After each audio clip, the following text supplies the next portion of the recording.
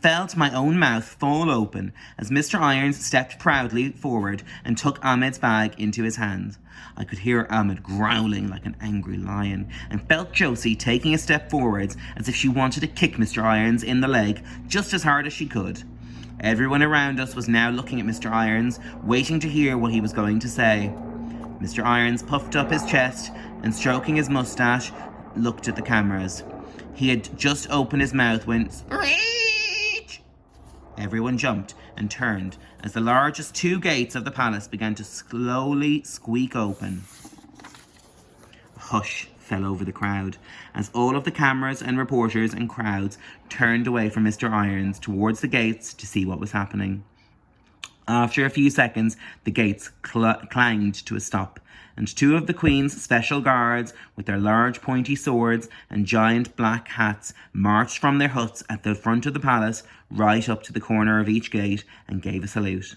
As soon as their fingers had touched their hats, two police officers on motorcycles appeared from the back of the palace, followed by a large black shiny car with two flags fluttering on the front bonnet.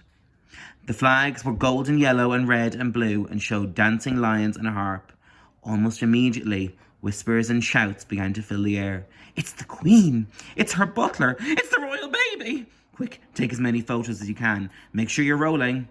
The police officers in yellow jackets began to wave the crowds back against the walls so that the car could come through the palace gates and out onto the road.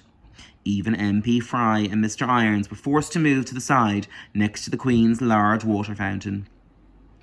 I looked at the car and its dark windows and wondered if the Queen had become so angry with us for missing tea and making people argue outside her house that we had made her leave the country. I wish that I could have made her understand that it wasn't her fault and that we had tried our best to get to her on time. We watched as the car slowly rolled out of the gates and then headed towards the fountain.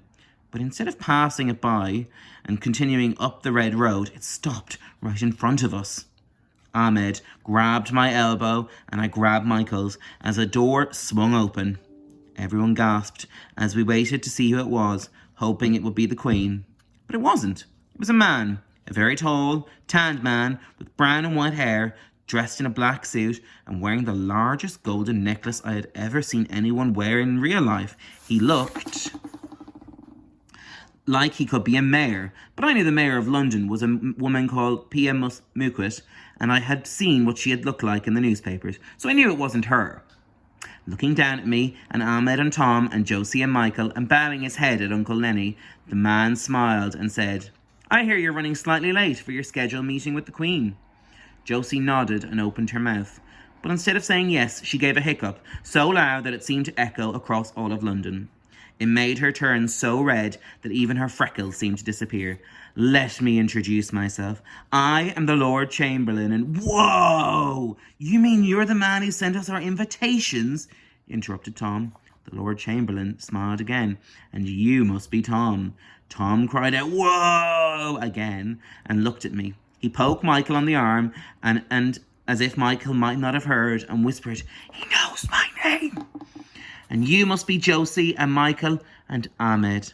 Holding out his hands to each of them in turn, he shook theirs. Then he turned to me and introduced himself to me and Uncle Lenny too, and gave us a handshake that was as warm and as soft as a slice of freshly baked bread. As the Lord Chamberlain, I am responsible for overseeing all of Her Majesty's ceremonial duties, which include looking after the very special guests permitted entrance to her grounds and chambers. The Queen has taken note of the cause of your delay and has sent me to fetch you. So, if you would kindly permit you to that so? "You mean we get to go in your car?" asked Michael, so excited that he was pushing up his glasses, even though they didn't have anywhere left to go. The Lord Chamberlain smiled and, stepping back behind the door, waited for us all to climb in. "We are going to meet Queen, yes?" asked Ahmed, squeezing my elbow even harder. I was too excited for words to come out, so instead I nodded as fast as I could. I'm going to go to part 3 now.